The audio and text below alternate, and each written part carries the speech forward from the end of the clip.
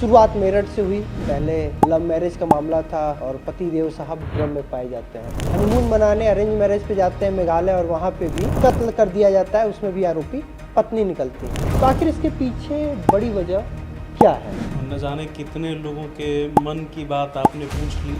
वो लड़की प्लान कर रही है मारने का और अपनी मदर इन लॉ से कह रही कि मैं तो एकादशी का व्रत हूँ, माँ जी मैंने कुछ खाया नहीं है, मेरे पैरों में दर्द हो रहा है, फल भी नहीं खा रही हूँ, निर्जला व्रत हूँ। ये अभी आने वाले 5-6 वर्षों तक इस तरह की घटनाएं होती रहेंगी, इसको रोका नहीं जा सकता। हमारे यहाँ स्त्री शताब्दियों से दमित रही है। जो लिव इन में रहा वो फ्रिज में पाया गया, जिसने लव मैरिज किया वो ड्रम में पाया गया और जो अरेंज मैरिज किया वो पहाड़ों पे पाया गया। किसी व्यक्ति की कुंडली में क्या उसकी पत्नी ही उसके मृत्यु का कारण बनेगी, इसकी व्याख्या, इसकी भविष्यवाणी बिल्कुल संभव। कैसे? This video is sponsored by Ram Ram Group of Companies, co-sponsored by Nature House and Bhaiya Ji Silver Coated Ilaichi. एक बार फिर आप सभी का स्वागत है बतकही चौक पे। बतकही चौक पे आज बतौर मेहमान हमारे साथ फिर से डॉक्टर मधुसूदन उपाध्याय जी हैं। आज बतकही होगी एक ऐसे मुद्दे पे जो आज ऐसा लग रहा है कि बहुत आम हो गया है, लेकिन वो आम है या फिर उसके पीछे कोई बड़ी वजह है, उसको जानते हैं। शुरुआत मेरठ से हुई। पहले लव मैरिज का मामला था और पति देव साहब ड्रम में पाए जाते हैं। उसके बाद हनीमून मनाने अरेंज मैरिज पे जाते हैं मेघालय और वहाँ पे भी कत्ल कर दिया जाता है। उसमें भी आरोपी पत्नी निकलती हैं। ऐसे तमाम कई मामले इन दिनों देखने को मिल रहे हैं। तो आखिर इसके पीछे बड़ी वजह क्या है? बहुत बहुत सुंदर प्रश्न है ये, और न जाने कितने लोगों के मन की बात आपने पूछ ली कि कहीं ऐसा तो नहीं कि इसके लिए कोई ग्रह गोचर ही जिम्मेदार हो कि अचानक से इस तरह की घटनाओं में कई गुना इजाफा हो जाना। और बिल्कुल ठीक बात है, उस दृष्टि से सोचना भी चाहिए। देखिए, भारतीय ज्योतिष परंपरा में विवाह को हम तुला राशि से देखते हैं। शुक्र की राशि है, कोई भी विवाह कैसा होगा, कितना चलेगा, ये तुला राशि और तुला राशि से शुक्र की दूरी ये बताती है। अब इधर आप देखें कि 2-3 बड़े महत्वपूर्ण ग्रह गोचर कैसे हुए। राहु जब मीन राशि में आए हैं, उसके बाद से इस तरह की घटनाओं में अप्रत्याशित वृद्धि देखी गई। अब राहु जो है, जब वो मीन राशि में गोचर कर रहे थे तो वो तुला राशि से छठवें था। ठीक है। और जो छठा भाव है वो रोग, ऋण, शत्रु का भाव होता है। सप्तम भाव ऐसे तो मारक भाव कहा जाता है ज्योतिष में, परंतु आप यह देखें कि रोग, ऋण, शत्रु छठा भाव और रंध्र भाव, मृत्यु का जो भाव है, इन दोनों के बीच में पत्नी खड़ी होती है। सप्तम भाव खड़ा होता है। अब जिन लोगों के ये सप्तम भाव सप्तमेश अच्छे होते हैं, उनके जीवन में रोग, शत्रु, कर्जा, मृत्यु दूर रहता है। अब इधर क्या हुआ कि काल पुरुष की कुंडली के सप्तम भाव से छठे में जब राहु का गोचर प्रारंभ हुआ और फिर इधर जब शनि का गोचर प्रारंभ हुआ, तो इस तरह की घटनाओं में अचानक से उछाल आना शुरू हो गया।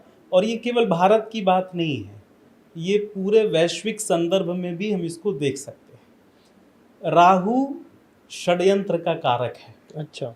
आप राहु की कहानी से हम सब अमृत परिचित हैं। कैसे उन्होंने पिया? अमृत पीने के लिए उसने वेश बदला, माया का वेश धारण किया। ऐसे ही आजकल आप देखें पत्नियों के स्वभाव को, जो मैं सभी पत्नियों की बात नहीं कर रहा हूँ, जो इस तरह के केसेस देखने में आ रहे हैं, वहाँ पर माया का एलिमेंट कितना तगड़ा है। अभी हम लोगों ने ये मेघालय वाला केस देखा। वो लड़की प्लान कर रही है मारने का, लाइव लोकेशन भेज रही है, लाइव। अब पूरा षड्यंत्र सामने आ चुका है और अपनी मदर इन लॉ से कह रही कि मैं तो एकादशी का व्रत हूँ, माँ जी मैंने कुछ खाया नहीं है, मेरे पैरों में दर्द हो रहा है, फल भी नहीं खा रही हूँ, निर्जला व्रत हूँ। ये माया है और ये राहु है। मुझसे कल किसी ने पूछा था कि ये कब तक चलेगा, और मैंने उनसे कहा कि ये अभी आने वाले 5-6 वर्षों तक इस तरह की घटनाएं होती रहेंगी, इसको रोका नहीं जा सकता। कहीं मेरठ होगा, कहीं मेघालय होगा, ये होता रहेगा। हम्म।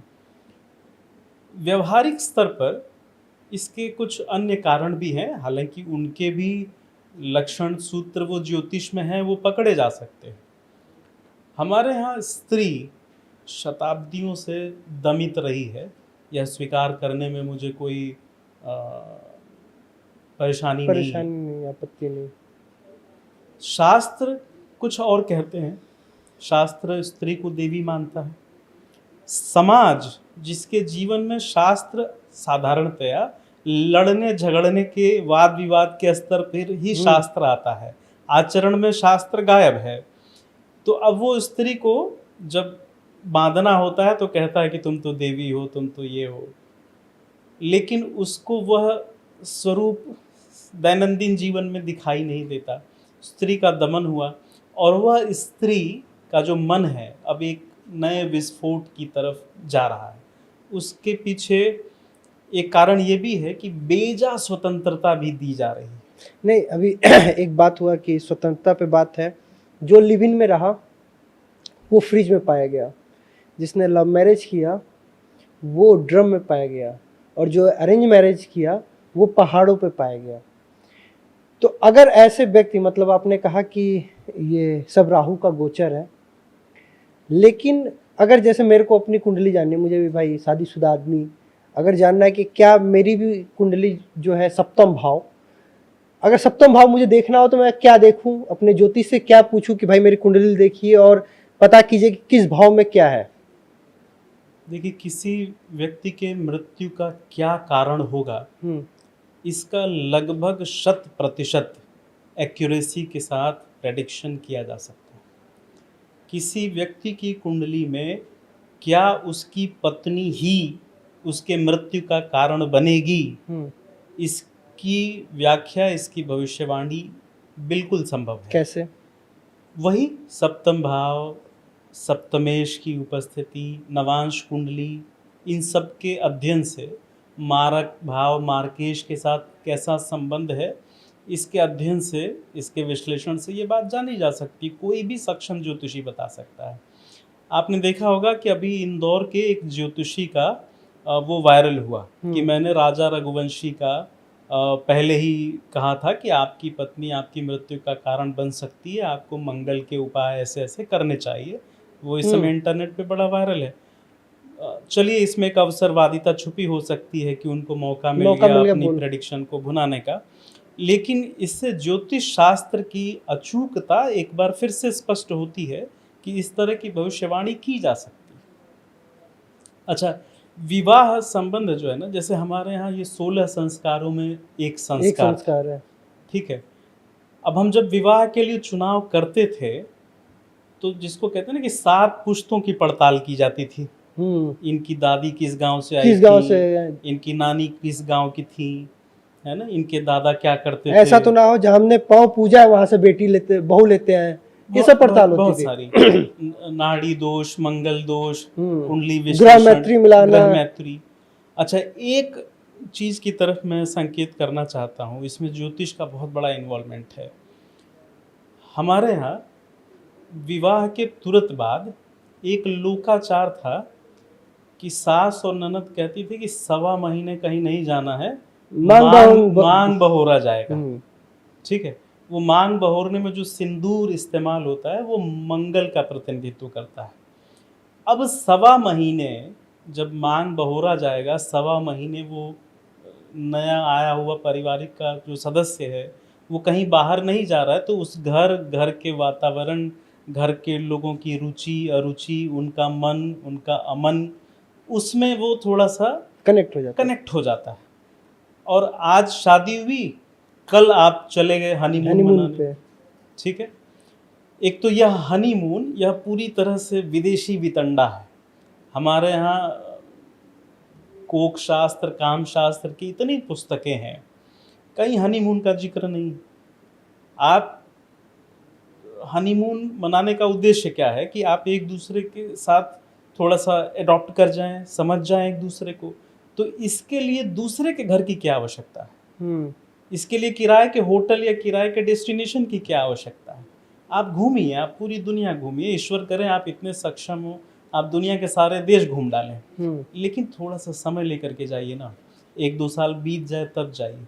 यह मैं इसलिए भी कह रहा हूँ, जो मैंने ज्योतिष के संकेत की बात की।